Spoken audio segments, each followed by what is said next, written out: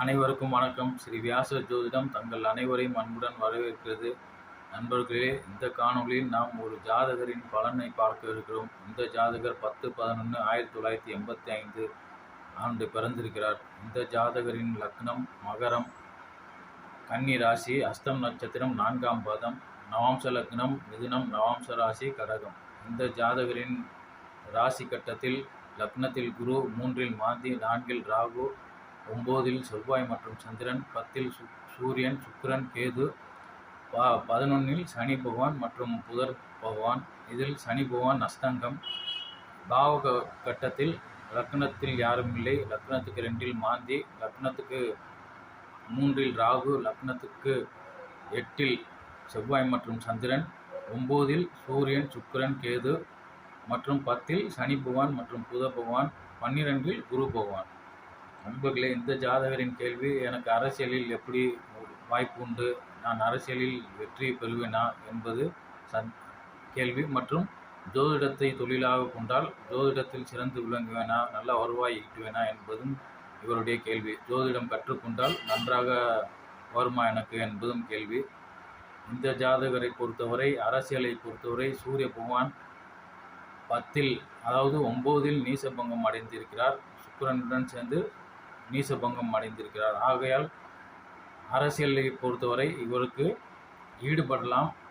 மேலும் சனி பகவான் 6ஆம் அதிபதியான புத பகவான் சேவைக்குரிய கிரகத்தோடு சேர்ந்து சேவைக்கு உரிய ஸ்தானாதிபதியுடன் சேர்ந்து 10இல் இருப்பதால் அரசியலில் ஈடுபடலாம். சனி பகவான் மக்களின் ஆதரவு மற்றும் சந்திர பகவான் 7ஆம் அதிபதி ஆகி 8இல் இருக்கிறார். பொதுமக்கள் சந்திரன் இவருக்கு குருவின் பார்வை பெற்றிருக்கிறார் சந்திரன். ஆகையால் அரசியலில் ஈடுபடலாம். அரசியலுக்காக வேலை செய்யலாம், ஒரு உறுப்பினராக இருந்து செய்யலாம். ஆனால் இவருக்கு உயர் பதவி கிடைக்குமா என்றால் அது கிடைக்க வாய்ப்பில்லை. ஏனெனில் சூரிய பகவான் கேதுவுடன் சேர்ந்து 9ஆம் பாவத்தில் இருக்கிறார்.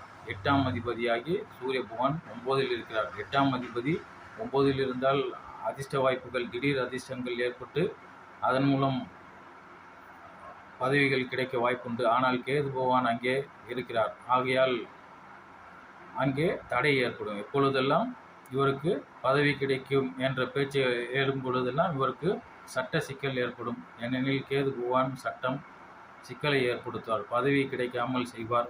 மற்றும் இப்பொழுது குரு தசை நடந்து கொண்டிருக்கிறது. மார்ச் 28 வரை குரு தசை நடக்கிறது. அதாவது 28ஆம் ஆண்டு வரை குரு பகவான் 3 மற்றும் 12ஆம் அதிபதி ஆகிறார். ஆகையால் இவர் குரு பகவான் 3 மற்றும் 12ஆம் அதிபதி ஆகி வேலையை தான் செய்வார். மேலும் செவ்வாய் பகவான் 4 மற்றும் 11ஆம் அதிபதி ஆகிறார், பாதக அதிபதி ஆகிறார் மகர லக்னத்திற்கு. அவர் 8ஆம் இடத்தில் சந்திரனுடன் சேர்ந்திருக்கிறார். இப்பொழுது குரு பகவான் 3 மற்றும் 12ஆம் அதிபதி 8ஆம் இடத்தில் இருக்கும் சந்திர பகவானுடன் சேர்ந்து செவ்வாயை பார்ப்பதால் பாதக அதிபதியாக இருப்பதால் பாதகம் அதிகமாகும். இவர் இப்பொழுது அரசியலில் ஈடுபடாமல் இருப்பதே நல்லது. ஏனெனில் அப்படி ஈடுபட்டால் இவருக்கு மேல் வழக்கு ஏற்பட வாய்ப்புண்டு. வாய்ப்பு அதிகம் ஏற்படும், கண்டிப்பாக ஏற்படும். ஏனெனில் 8ஆம் அதிபதி ஆகிறார் சூரியன். 8ஆம் அதிபதி ஆகி 9இல் இருந்து கேதுவுடன் இணைந்திருப்பதால் ஏதாவது சட்ட சிக்கல் ஏற்பட்டு இவருக்கு அரசியலில் தொடர்ந்து ஈடுபடாமல் செய்து விடுவார். ஆனால் சனி பகவான் திசையில் இவர் அரசியலில் ஈடுபடலாம். ஏனெனில் புத பகவானுடன் 6ஆம் அதிபதி ஆகி புதன் பகவானுடன் சேர்ந்து இருப்பதால் இவர் சனி பகவான் திசையில் அரசியலில் ஈடுபடலாம். ஆனால் அப்பொழுது இவருக்கு தொழிலாளர் நலன் சார்ந்த கட்சி அல்லது விவசாயிகள் நலன் சார்ந்த கட்சி அப்படி ஈடுபடலாம். மற்ற கட்சிகளில் ஈடுபட்டால் இவரால் சொல்லிக்க முடியாது. மேலும் இந்த கட்சிகளில் இருந்து பணிபுரிந்தாலும் கூட இவருக்கு பதவி என்பது ஒரு அரிதானதாகத்தான் இருக்கும். எப்பொழுதெல்லாம் இவருக்கு பதவி என்ற பேச்சு வருது, பதவி உயர்வு அல்லது ஏதாவது பதவி பட்டம் கிடைப்பது போல் இருந்தால் இவருக்கு உடனே ஏதாவது ஒரு சட்ட சிக்கல் ஏற்பட்டு இந்த பதவியை அடைவிடாமல் செய்துவிடும், கேது பகவான் செய்து விடுவார். ஆனால் ஜோதிடத்தை பொறுத்தவரை இவருக்கு ஜோதிடத்தை தொழிலாக ஏற்றுக்கொண்டு நடத்தினால் இவருக்கு நன்றாக சிறப்பான வாய்ப்புண்டு. ஏனெனில் 2ஆம் அதிபதி ஆகிறார். சனி பகவானே லக்னாதிபதி மற்றும் 2ஆம் அதிபதியாகி 10ஆம் பாவத்தில் புதனுடன் சேர்ந்திருப்பதால், புதன் ஜோதிடம், சனி பகவான் அவருடன் ஜீவனக்காரகனாகிய சனி பகவான் 10ஆம் பாவத்தில் சேர்ந்திருப்பதால் இவருக்கு ஜோதிடத்தை ஏற்றுக்கொண்டால் சிறந்து விளங்குவார். ஜோதிடத்தை தொழிலாக ஏற்கும்போது இவரிடம் வரும் ஜாதகர்கள் எப்படி இருப்பார்கள் என்றால், வழக்கு, மருத்துவமனையில் அனுமதிக்கப்பட்ட நபர் அல்லது விபத்தில் சந்தித்த படுக்கையில் இருக்கும் நபர்கள் தான் இவருடைய அந்த சம்பந்தப்பட்ட கேள்விகளுடன் தான் அதிகம் வருவார். மேலும் இவர் 10ஆம் பாவத்தில் சனி பகவான் இருந்து ஜோதிடத்தில் வருமானம் ஈட்டும் பொழுது இவராக ஏதாவது டிமாண்ட், அதாவது இவ்வளோ பணம் தாருங்கள் என்று டிமாண்ட் செய்தால் அதற்கு அந்த அளவுக்கு வரவேற்பு இருக்காது.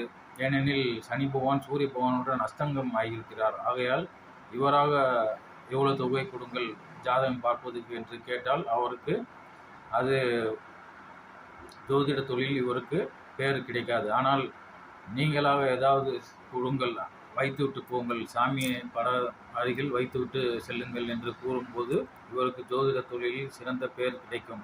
ஜோதிட தொழிலில் நன்றாக இவர் வருவார்.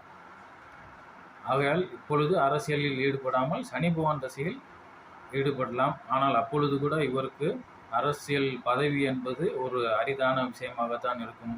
எப்பொழுதெல்லாம் அந்த பேச்சு, பதவி என்ற பேச்சு வருதோ அப்பொழுதெல்லாம் இவருக்கு பதவி தடை ஏற்படும் இடத்தில் ஏதாவது ஒரு சட்ட சிக்கல் ஏற்பட்டு அந்த பதவியை அடைய விடாமல் செய்து விடுவார் கேது பகவான்.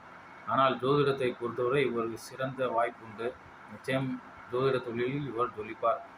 சரி நண்பர்களே,